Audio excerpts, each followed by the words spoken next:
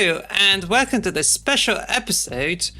Well, it's more of a spoiler cast of Hi-Fi Rush, which I don't think anybody would actually need, but it's still important anyway, because we have much to talk about. Because as we both completed the game, we already, explored the story, and I think there's, plenty of twists. And we've already seen the secret ending you get by completing all the Spectra rooms. So now we're just gonna talk about the story and how the characters go. So I'm just here with Lewis, who is also known as PotatoChief, who's a natural chai in this room. So say hi. Sure. Hi. I'm super excited to talk about some Hi-Fi Rush Spoilercast. I didn't realize there's a secret ending by being all the Spectra rooms. That's blown my mind. You'll have to tell me about that in a minute. But I know everything else about this plot. I want to definitely do some Spoilercast. I've got 2 more Spectra rooms to go. But I have completed the main story, and I have a lot to talk about when it comes to the main story. Also, if it isn't obvious by now, we're going to be talking full spoilers.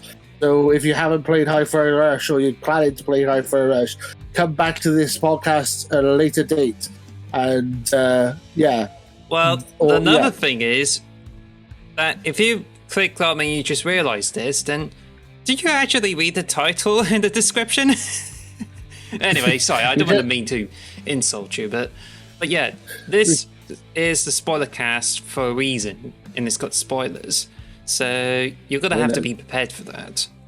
But anyway, so first of all, as we're giving everyone a chance to back up with the video, we're gonna talk about the story. So the narrative goes that Chai happens to be a wannabe rock star, and he discovers about Project Armstrong. So he just comes in. Kale says about all those opportunities and bits like that, and then Chai somehow jump queues and then somehow get his augmented upgrades. So he just gets to be a rock star, and he just went through all this trouble just to get a robotic arm. So and he also had an iPod surgically implanted into his chest, like Iron Man with the arc reactor. With the arc reactor, don't forget that part. That's important. And obviously, the iPod gives him the ability to feel the music around him and fight to the rhythm, and then the world uses the same rhythm. It's a very weird story. I'm not gonna lie, the plot is a bit strange, but I do want to talk about spoilers and stuff because it is a fun game and it has fun stories to it. Well, we should talk about first that, when I was showing this game and how much less cringe it is compared to Forspoken, because I did look through the scenes of Forspoken, and it's just it's a bit more generic stuff, whereas Hi-Fi Rush is more fun, but people say it's just more cringe, and then they're just well, it's definitely more like a cartoon, and to be honest, it is more of a cartoon, because when I first saw it, it's a comic book setting, and I thought, hey, it's actually quite a cool style, I like it, but then eventually it just turns into a Saturday morning cartoon one. So, the iPod thing, it's just really ironic when Kale, the big bad, who's got this huge evil plot going on, and somehow he chucks out the iPod and suddenly, coincidentally, falls into, I think it was Chai's body, and then got turned into a sandwich, grilled cheese sandwich. So he didn't he just popped out, and now he's got a heart, which means it gives him some enhanced abilities. So it's just basically Big Bag does something, accidentally creates a hero, and it's all going down. I mean, essentially the plot of Hi-Fi Rush is subtle and not subtle digs at capitalism and consumerism and big corporations. I mean, there's a lot of stuff about that. Obviously, all the bosses are is all based around big corporations and stuff like that. And obviously, the main plot of the game is they're going to try and mind control people so they buy more or buy more things from them. It's literally all about making money, essentially, and brainwashing people, which, that is like a thing that people. I mean, consumerism is a big thing in the world at the moment. That is a thing that people talk about a lot. So, I thought you were going to say United States. Well, yeah, I mean, United States, they love their capitalism. Anything that's against capitalism is communism, bloody commies, isn't it? That's what like, if anyone tries to, give you healthcare or anything, God forbid. Yeah, but yeah, as you said that, it's just one's more into this whole satire thing, because it's just like it kind of like takes this capitalist thing and it goes into this a very cliche of like going against the government, except you're going against a company, and it's just like as it turns out, it's about this punk guy who goes attack the evil corporation that is just somehow masqueraded as some kind of like company, and that way he just like makes the whole mockery of things with lots of like huge colors and lots of cringe gags, and just it is pretty much like a satire that's designed for everyone. Yeah, I mean, because I don't know if you've ever worked in an office, but a lot of the jokes hit harder if you've worked in an office job and you know like kind of how they work. Like everyone just assumes that the higher management are going to be intelligent and know what they're talking about. Like 9 times out of 10 they don't, and it's just all made up on the spot. And that's literally what it's like in Hi-Fi Rush. Like you'll have like they're just a lot of them are just buffoons, which is hilarious to watch. Because you get like the occasional robots and like complaining about work and all this stuff like that. And I think to me, it's just like it's literally walking through an Amazon warehouse, and then somehow you go into like corporate offices and you see all this company culture. It's just like it just like turns this on its own head. Like you just take this, replace everything with robots and give them some like human qualities, and it just like turns into some kind of comedy, and it just adds to a lot of this like surreal humor, and that's just like makes it like fantastic. Yeah, I mean the humor in it is fantastic. Like you have jokes like saying that to increase productivity they're going to make it 8-day week instead of a 7-day week, and there's going to be multiple Mondays in a row and stuff like that. Yeah, and the robots. That's in like robots is like it's like in the first track, because you definitely get this from the get-go. And the robots are like slacking off and hiding and stuff because they don't want to work, or they're like saying they're too hot and stuff like that. And it's just like, why would they program me to feel heat? It's like it doesn't make any sense. And then you've got references to the evil within as well, with the one robot. I can't remember his name now, but it's a reference to the evil within as well. Oh, wait a minute. He's a recurring character. Do you mean the investigator who goes around? The investigator, yes. That's because if you talk to him like a few times, you get like 3 items. But I thought he was keen from the film noir kind of films. But I didn't realise it's actually Easter egg to one of the characters from the Evil Within. So yeah, it is. Yeah, so I thought that was a cool little Easter egg. There's so many things great about this. The writing in this is fantastic. It's like subtle things. It's just like, as I said, just the fact that robots have more personality than the humans in it is brilliant. I was going to also mention, like, obviously you got the 5 heads of department, which remind me a lot of like the 5 evil ex-boyfriends from Scott Pilgrim. Yes, it has like that kind of feel to it, and it works really well. All the 5 bosses have got a really nice style to them and a unique, like, they have their own like music track and everything, and like all their battles are really different from each other. So I really enjoy it. Oh yeah, absolutely.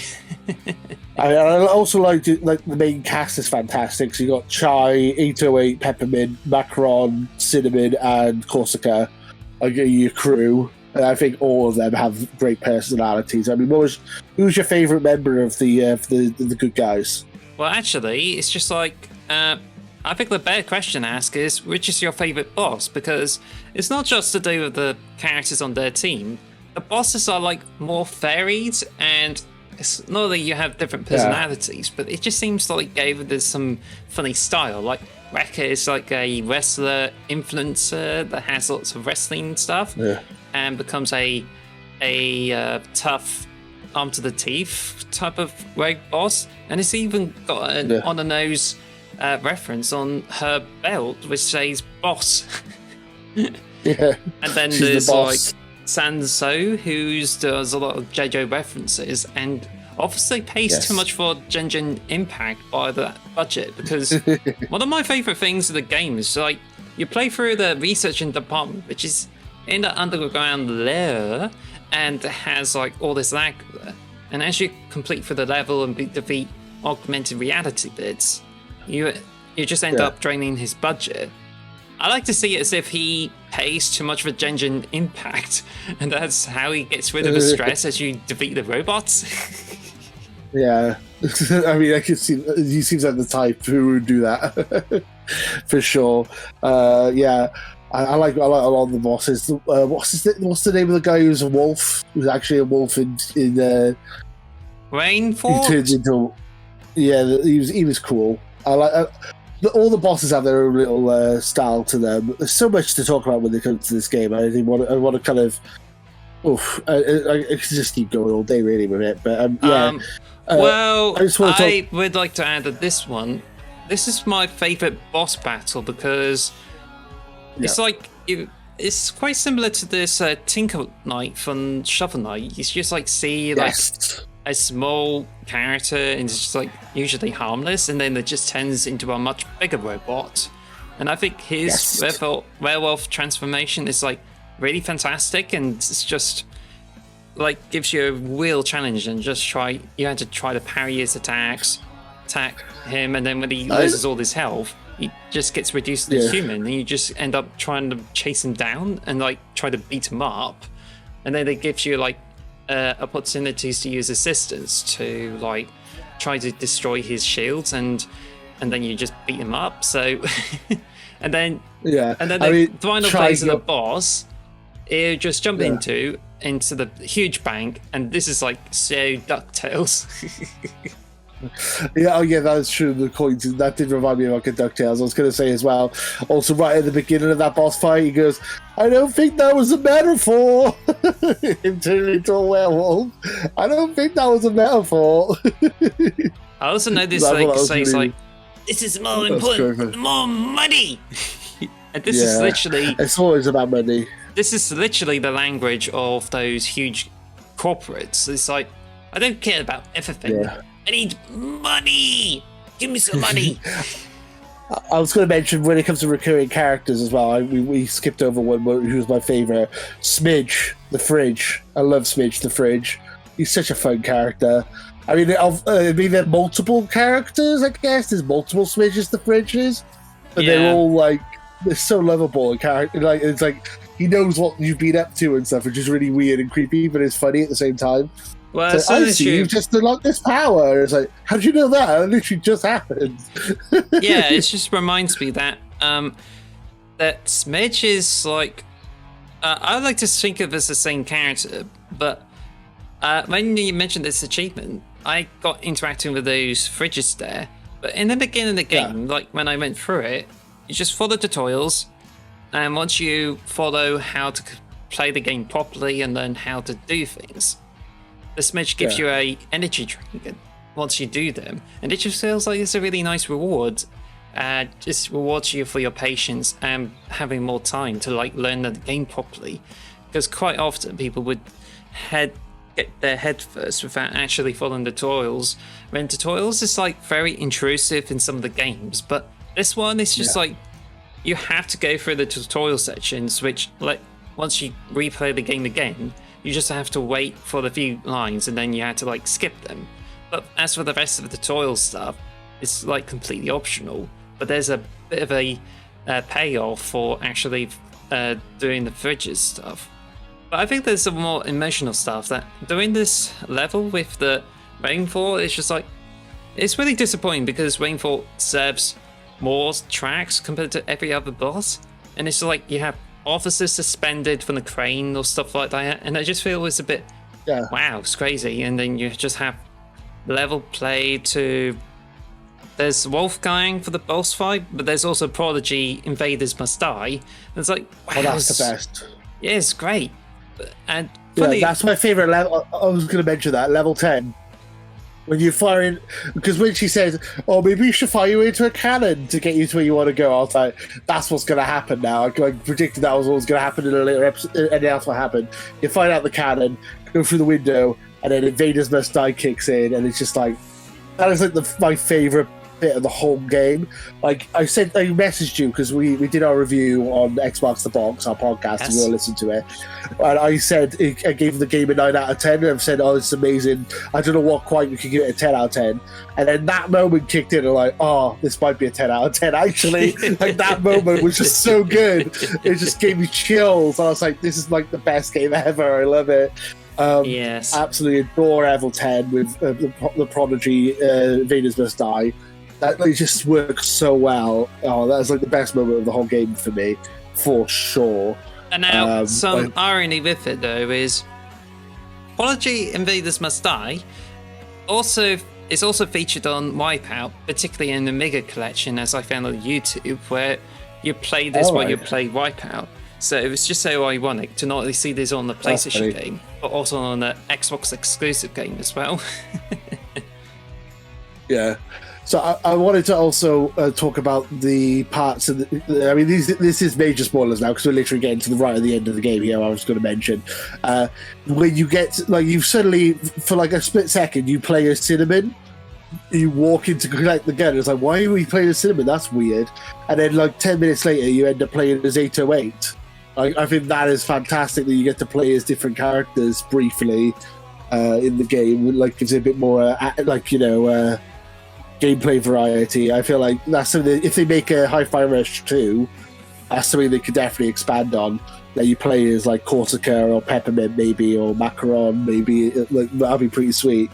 Well, I mean, what do you think? Well, don't forget the part where 808 pops in, and I think that's a really fun section where you just play as that cat and just jumps around avoiding Kale. Yeah. The final boss's like attacks, and then you had the time to give them a scratch. So it was just quite fun. Yeah. But I just noticed like Chai and 808 is just like Postman Pat and his black and white cat Jess. Postman Chai, and his black and blue cat.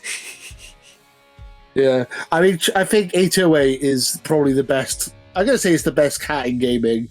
You can argue that. And I've put a tweet out about that. People argue with me, but I think 808 is the best cat. Stray Cat, nah. No. The cat from Persona 5, nah. 808, best cat. Best cat. Console Wars. All of gaming.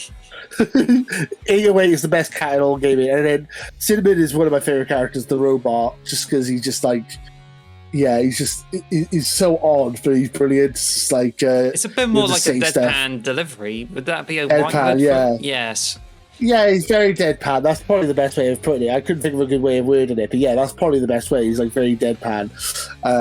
Yeah, it's like you're very good at insulting people, Mr. Chai. You're some kind of an expert in this. Well, like, Mr. if you Chai were is really going to get himself into danger. Yeah, if you were to like translate it, because you could easily make this out of a Red Dwarf crew. Like you have Chai as Lister and Peppermint's more like Rimmer. And there's like the cat and the Kushka or something. I don't know. But you can definitely tell Chai is like Crichton of this whole gang because it just seems like more formal and yet it's like very clever, but also has this like comic edge with it. Yeah, the Cinnamon. Yeah. Yeah, because Chai, I would say, is what's his name?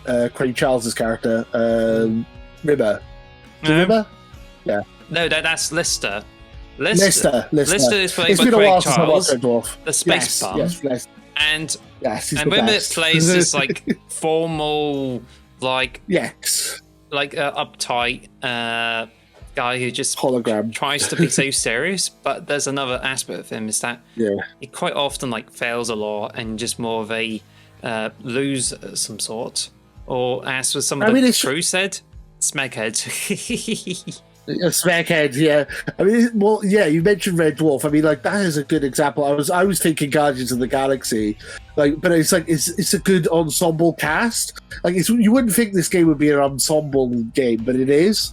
Like, you've got, as I said, Chai, 808, Peppermint, Macaron, Cinnamon, and Corsica are like their own little crew, and it like does remind me a lot of like Guardians of the Galaxy or Red Dwarf, as you said. That's a good example. I think the fact that this is a single-player game is a bit weird. That the fact you have such a good dynamic group of characters, and I like all the characters. I think they're all fantastic. I just love like there's just some little lines in there just I think are brilliant. Like Macaron going, "That's not the Chai I know. The Chai I know would do this," and then Chai goes, "You've literally known me for 5 hours." It's like that line. It's perfect.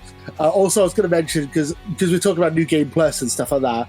Have you beaten the shielded robot when you first encounter the shielded robot? That's when you're meant to you meant to get beaten up, and then you unlock Macaron in the story. But because you do it on the second run, you can beat it up without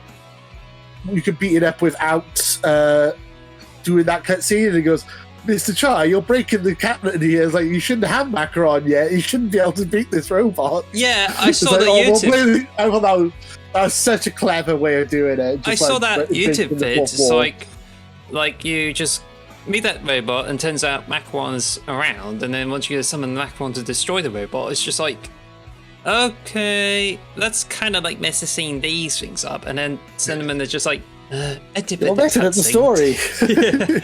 It's a paradox. It's a paradox. I love a good paradox in gaming. There's not enough good paradoxes. I think I pretty much mentioned everything I wanted to mention, really. I mean, there's some stuff in here, like I love the end part, like just before the ending where he destroys the shield, and he has flashbacks of all the characters. Yeah, and it's just like feels. He was right in the feels, like Cinnamon going, "I like your pants, Mr. Chai," and he goes, "Yeah, good enough. That's a good enough memory." But yeah, it's like memories of him, and also Chai. Cinnamon like getting blown up into a million pieces. That's definitely a Star Wars reference, where he's carrying Cinnamon around on his back like C-3PO in The Empire Strikes Back. That was so good. Like, he had his arm blown off and his legs blown off. So I can't remember what he said now. Did he say that was I rad or something, or was I cool or something like that? And he goes, "Yeah, you were. You totally were." Like, blowing himself up to kill, or we think to kill the main baddie, but he didn't at the time. But yeah. I'm going all over the place. I'm sorry. That's really like this game. I also need to mention like Minanosa, who's known as the nastiest singer in this whole game. Because one stage you go through the museum, and I think there's a lot of fun stuff. Like, you got robots on the display. There's like funny stuff, like Corsica's painting being taken away, and it just like feels a bit meta in some places. And then you just go into this underground thing, and you realize, oh, there's electricity around. So, but then once you complete that, there's a whole stage dedicated to facing Minanosa as a boss, and it's just like, oh my gosh, so much going on. Like, you have to face her with the butterfly wings, and you had to like do the rhythm stuff. There's like, oh gosh, you had to learn so much things, and this boss really kicked my ass, and I've been playing it on like hard. But one thing is what really gives me relief, like, you know that I press the buttons to make sure you time your dodge and your parry, and that's like crazy. And then it's just like, once you get this rhythm game, you had to press the buttons like in Guitar Hero. It's like, oh my gosh, that's such a relief, because I can actually beat this. Yeah, for sure. I like those type.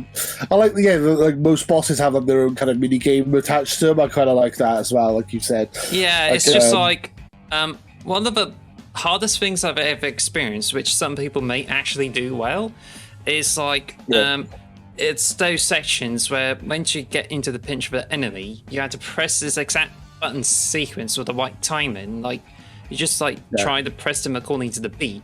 So there's like this crazy saw blade guy, and you had to press the buttons in order. And then it's like, oh wow, cool, there's a samurai or some kind of shogun type of guy. It's like, I think the chef one in Stage 10 is by far the like coolest, most fun design of it. But it's just like, once you beat the samurai, you had to press or I don't know how it goes, but it's just like Yeah.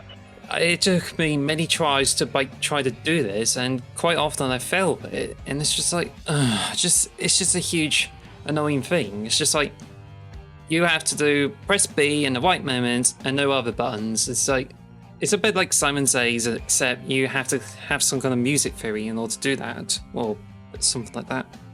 Yeah, it's very. I mean, that's the whole Corsica boss fight is literally that, and the whole boss fight is you have to beat the rhythm. I literally played through that again last night. I mean, obviously, we haven't got. We want to talk about the big plot twist, which I saw coming from a mile away. I would like to add first about the Corsica fight, because for some people, it's like they find this the best battle. For me, it's just like, it's crazy, because all you had to do is like time your presses, and you had to press B in the certain areas, and now they introduced the dodge where you have to press RB, and like, oh, come on. And it's just like, it's when you have to press this, and you just have to make sure that it's like, you had to time this correctly and do this. It's almost as if you have to beat her one-handed. Yeah, pretty much. I was going to mention, did you drop her at the end, or did you catch her? Catch her. The first time I played it, I accidentally dropped her, and it was hilarious. It was like, oh no! It just slides to catch her, and then he misses completely, and she just splat on the floor behind him, and he's like, pulls her face like, ooh. And then you bang her head multiple times when you're trying to carry her back, which is hilarious as well. Yeah. Anyway. So yeah, can I talk? Yeah, let's talk about do this. So the main plot twist in the game is that Peppermint is related to the big bad guy. I thought he was going to be a father. I didn't realize that he would be her brother. I thought that I was like, I kind of saw that coming from like a mile away. Like, especially when Chai goes, me and Peppermint are going to take you down, and Peppermint was like, shut up, and then like covered his mouth and all that. I gathered that those two were related in some way. I thought it was going to be, I am your father. But no, he is my brother. So, okay, cool. I was like, it doesn't make a like even Chai says doesn't make much of a difference. We're still going to take him down. I mean, did you see it coming? Because I kind of predicted it. I actually predicted that. As soon as I beaten Wrecker, it's just like, oh, Chai brings up her belt and then says, me and Pippin are going to take you down. And I instantly know that based on Kale and Peppermint's lurks, it just looks like they're related. So Kale must be her father. But once I get through Meninosa's museum, it's just like, oh, Kale's actually Peppermint's brother. So it's just like, oh, right. And I was like, I was so close into seeing this, because I think there's a bit of a canniness between lurks. Is there anything like that? Yeah, he looks way older than her as well. He looks like an old, like he would be a father to her, like height wise, age wise. Yeah, he is, but he's the older brother, which is like, okay, I guess that makes sense. But it would, I thought he was he was going to be the father as well. Yeah, so when we get towards the Kale boss fight, I just keep hearing him, and it just reminds me of like Sonic. You know why? Yeah. He's voiced by Wager Craig Smith. Oh, okay. Fair enough. So literally, you can hear the deeper voice, and it's more reminiscent if you played this Ezio in Assassin's Creed 2 or played Batman Origins. I mean, this is a more deeper end of his voice range. But I just couldn't help but think that the way his vocal pattern, this just seems like, oh, I'm facing against Sonic the Hedgehog. And it's like, but he is literally straight up Darth Vader at the end. It's just like, you have many phases of him. It's so difficult to beat him on hard. It's just like, I've been parrying, I've been doing a lot of attacks, and it's just like, gosh, it's such a huge, sweaty attack. But it's not that bad, really. It's just, you just like learn to not to act too aggressive towards him, and then like eventually you beat him. But that's exactly what I was like as well. I literally was like, attack, and I just couldn't kill him. And then she was like, "Oh, I'm gonna take my time, and I'm gonna stay away from him." And it's like, yeah, ironically that you have 3 partners, and all 3 of them do one type of damage to him. So you need to switch between all 3 of them on the fly, and it's just like, yeah. It was a good boss fight. I like the music. 9 Inch Nails, I think that worked really well. I thought that was really cool. He was a pain in the ass to fight, though, let's say. Ugh, just kept going. But at least we did manage to beat it. It's like, oh, beat this guy, have all the friends, your friendship is best. I was also going to mention the fact that I think in this game, I think it's great, and they've done a good job with the boss fights, that if you die towards the end of the boss fight, it doesn't take you to the beginning of the boss fight. Like, because most boss fights in this game are like 4 or 5 stages. They'll take you they'll take you to the last bit. So it's like you don't have to do the entire boss fight again, just the last section again. Which is like, at least it's not. I much appreciate that. Yeah, at least it's not the original Devil May Cry 3, because if you die anywhere, especially when you fail against a boss, you end up having to repeat the entire level again. So I was going to say, do you think this is the best hack and slash game that's exclusive? Well, on Xbox, I was going to say exclusive to Xbox. I think it's the only hack and slash game exclusive to Xbox, right? How about we finish off the story, because we've got a bit more? Because once you defeat like Kale, he explodes up, and what does Peppermint react to? Just indifferent. Just go off and do the password. It's just like, I was thinking it's a bit weird. You killed your brother. You have no feelings towards it. I did think that was strange, actually. To be fair, Sonic and the Secret Rings did that better. And pardon me for the spoilers too. That once you defeat the final boss, the other genie, who seems to be related to him, is just like, she cries about it, and then Sonic ends up giving her loads of tissues.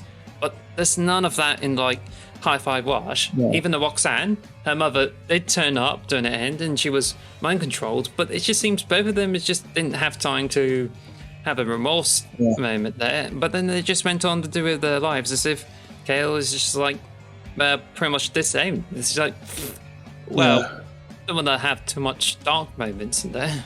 And yet it just seems as if Kai is a bloody murderer, because he killed Weka, he killed Meninosa, as well as like killing, like letting Kale die as well. So it's just like, I suppose so. Yeah, I mean, if you put it that way, yeah, I guess so. you could twist it to make it, we were the bad guys all along. Chai is a serial murderer. He was stopping people getting brainwashed. So I mean, so the game ends with the mother, Roxanne, giving everyone jobs, basically, right, in charge of the facility, and then they all go off into the sunset, right? And then that's how I ended it. But you said there's another ending. Yeah, before you went, and then there's like some flirting between, like, there's Peppermint blushing with the Corsica, and it's like, oh wow. Oh, okay. So it must be there's some queerness going on between them. So that's cute. Anyway, and then once you beat the game, you have to go through the Spectra challenges, and if you beat them all, you end up unlocking the secret ending. And before there's going to be a secret boss. Is that what you think? I have no idea, because I haven't checked that. I haven't got that far yet. I've beaten 8. How many are there? There's like 8 of them in there. So I think I beat 6 of them. I got like 2 to go. 2 Spectra doors to go. I hope it's 8. But once you beat, because I don't know how to overkill people. I need to get 2 overkills in one room, which is like challenge number 6, and I can't do it. I don't know how to do it. I'll help you on. I'll just find out for you. But right now, anyway, sorry. Basically, once you get to beat all the Spectra challenges, you get to this ending where it turns out that you go towards the Spectra machine, and turns out you're actually like doing everything in order to restore it. And turns out there's a backup of Kale. It's just like, oh gosh, Kale's back, and now you're gonna have to face him again. But then Vacuum Cleaner guy accidentally pulls the plug. Oh, okay. Then, that's it, is it? Yeah, so Kale just takes up a sticky note, writes on it, and stick it on the plug. It's like, yep, that's the end of it.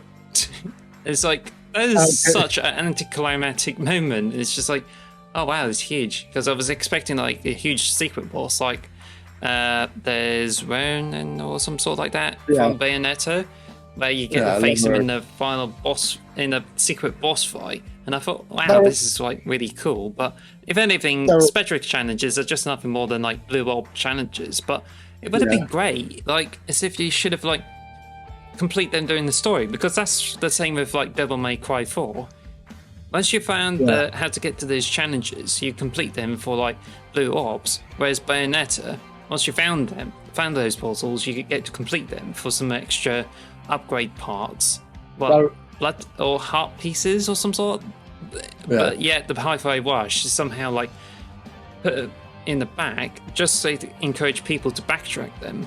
Especially the difficulty achievements don't even stack. It's like, yeah, that's annoying. I don't like that. I haven't got. I thought I'd get the achievement for being it all in easy when I did it in normal. It's like, nope. So I'll have to go back and play it all in easy again. I was also going to mention, because you mentioned the fact that it was like a psych out, like, oh, you're going to face them again, and like, nah. Do you remember the bit, or did you speak to like Corsica just after you save Corsica? And they go, oh no, you speak to Cinnamon, and Cinnamon goes, "That robot looked really fancy. I wonder what happened with that robot." I was like, well, all the robots are like designed, and he goes, yes, but that one seemed like it was designed to be battled. It seems like it would be such a shame if someone put all that effort into making a robot for it not to be used again. It's like, that seems like such a waste of time. So obviously they're breaking the fourth wall, saying that was meant to be a boss fight that they kind of skipped out on. But I thought that was hilarious. Like, did you get that conversation? I think that was a conversation I had with Cinnamon. He was like saying, that robot that attacked you in Corsica, that should have been a boss fight, basically. I didn't notice that. But I think in the same level, it's like, what I really like about it, it's just like, you've got those security droids that are like maintenance guys. It's like, dude, they're just find if you fix the security, and then you fix all the nodes, it's like, oh, that's awesome. Yeah, just second floor. And then all the members coming over and say, you idiots, this is a defect. And it's just like, one of the best scenes ever. Like, it's just so dumb and funny. I love this game so much. I mean, like, we've discussed pretty much all the big plot twists and stuff. I mean, this game is fantastic. And don't forget, there's also like Corsica. Like, she is definitely the waifu in this game. There's Peppermint, and there's like Corsica, and the fans are like going all crazy for her. She's even like my favorite character for this whole game, which is like. Which is why I drew her as a chibi and put it on Instagram. And there's like people saying, oh, cool, it's so awesome, she's great. So people are already like simping over her. So do you think that we like the psych out moment you just mentioned about him not being the plugging him in and he was going to come back? I wonder if that means that that might be what they do if they do a sequel to this game, maybe. Well, maybe like. I hope so. I would love a sequel to this. I love it so much. But bear in mind, this game's very similar to Sly Cooper games because of the style and the type of platform. It definitely brings those Sly Cooper game vibes because I completed like the remasters of like Sly Cooper's 1 and 2 on the PlayStation 3. And like, oh wow, cool games. And this like has all those cartoony elements. And it's definitely what Hi-Fi Rush reminds me of. So it's just like... Yeah, that's really interesting. But I think there's like first game has like Clockwork and you had to face them, and then in the second game, Clockwork is dead, and then you have another character who's like takes over Clockwork and ends up causing more mischief. But I don't know, it just seems as if it's quite possible that other characters or even robots may end up like taking over Kale's position as a big bad in like Hi-Fi Rush 2. But mind you, I hope so. This game is just like took 6 years to develop, so therefore I hope the sequel doesn't take that long to build it. I'm hoping because they've already got all the assets in place and they can just reuse a lot of assets and it'd be easier to make a sequel. Exactly. What I was going to say is, I mentioned this earlier, we went back on it, but I was going to say, is this the hack and slash the Xbox needs for like their action? Like, Nintendo has like Bayonetta, and PlayStation has God of War. So I feel like Xbox has Hi-Fi Rush. I feel is that put it in too high of praise? I think this is a fantastic game, and I think it's gonna be a good series, and I think this could be the hack and slash action series that Xbox needs going forward. I think it's unique enough and cool enough that it can stand on its own. Up against God of War and Bayonetta, personally. Well, this game has already become a favourite with many people this year. They loves it, and there's even like the other YouTubers who love this game too. So it's already like taken the world by storm, and it's even better that you can actually play it on a PC too. So that really does make it a huge contender for the game of the year. And then you have like other cool games, like there's recently a Pizza Tower, which is like Mario Land 4 with Boogerman style, and there's like other games too. So therefore, it's just like it stacks up and looks like we've got a really good start to the year. And I think Hi-Fi Rush is by far the biggest surprise. If it doesn't win any Game of the Year awards, it would still like be like a huge surprise hit. So because of its shadow drop thing. I'll be shocked if it doesn't win an X Marks the Box award at the end of the year. We'll give it some kind of award. The best Hi-Fi Rush game, Hi-Fi Rush, the game that should be better than God of War. But no, I was going to say the highest praise I can give this game is the fact that I beat the story, I beat the game, and I'm still playing it. Most games, when I've beaten the story, I say I'm done. I uninstall it and I move on to the next thing. I'm still playing this through now. I'm trying to do all the Spectre rooms, trying to get all the graffitis, trying to find all the alternative dialogue, trying to lock all the moves and all the like chipsets, everything. I'm still playing this game even though I've beaten the story. And that's the highest praise I can give it, because I get bored of stuff really easily, and I've literally been playing this non-stop since it came out, and I've not played anything else. I'm focusing... Should I play God of War? Should I play God of War? Maybe. No. I'd rather play this. At the moment, like, I'm just like aiming to complete this on easy and mobile to get to learn a bit more, and also to complete all the Spectre challenges as well as the collectibles. Because the collectibles are a bit confusing. You pause the game and you see the items there, and it turns out it's the amount of the parts you need to get, and they're like, what? And then it's confusing now, Yeah, so I had to go for the video walkthrough to collect everything in this game, including the graffiti. Like, there's lots of, like, secrets, and it's, like, makes it very good replay value. But what is crazy, though, is, like, you know this white wall mural that you need to get on the wall? Yes. You have to complete all the challenges, and that means completing the Rhythm Tower, the S rank, as well as, like, completing all the levels in all difficulties with an S rank each. Oh, Jesus. Well, I'm not going to do that. I'm not going to 100% this game then, but I will try and get most of the achievements, I guess. I don't know. I'll probably keep playing this until Minecraft Legends comes out. I think that's the next... Oh, no, Atomic Heart comes out, if it's good. So I'll probably play it for another 2 weeks. But I was going to say, if you haven't played it, I highly recommend it. But if you haven't played it, you've listened this far, what the hell are you doing?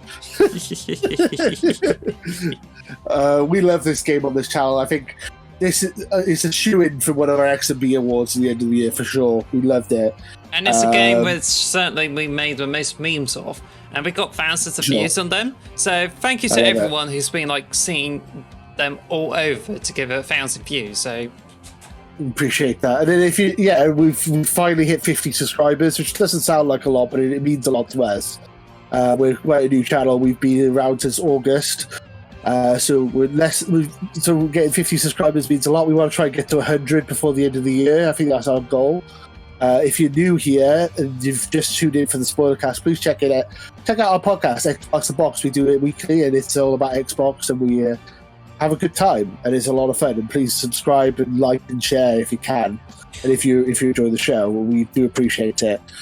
Now, to wrap this up, if there's anything we missed, like we haven't spoke a lot about the JoJo references with Sanso, oh my God, more simping of Corsica, And also the costumes, which is like some of them are like really wacky and fun. And Charlie's got like really interesting outfits. You even like dress up 808 as like Peppermint. It's like this is so. Yeah, it's very strange. Yeah. Yeah. I thought it was weird. I feel like the customizing your characters was saved to like post game, which I thought was a bit weird. Yeah. I thought that was something they could have done that in the base game, but whatever. That's fine. I just thought that was a bit strange. Just to reiterate, it just tries to shove all the best bits for you to backtrack for the game. But anyway, but yes. So, if there's anything you've missed that we haven't spoken about and you want to bring it up, then please let us in the comments below and we will do our best to respond to you. But until then, thank you for listening to our Spoilercast and be sure to like this video and subscribe for more updates. So, I hope you really enjoy the game and it's definitely a 10 out of 10 for you, is it?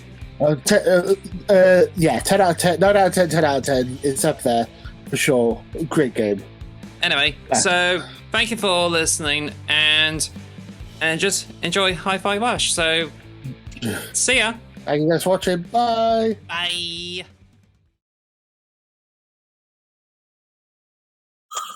Yeah. Do you hear me? Yeah, I think your microphone's got a problem. I know, my dog's decided to knock the microphone over. What are you doing? Hold it!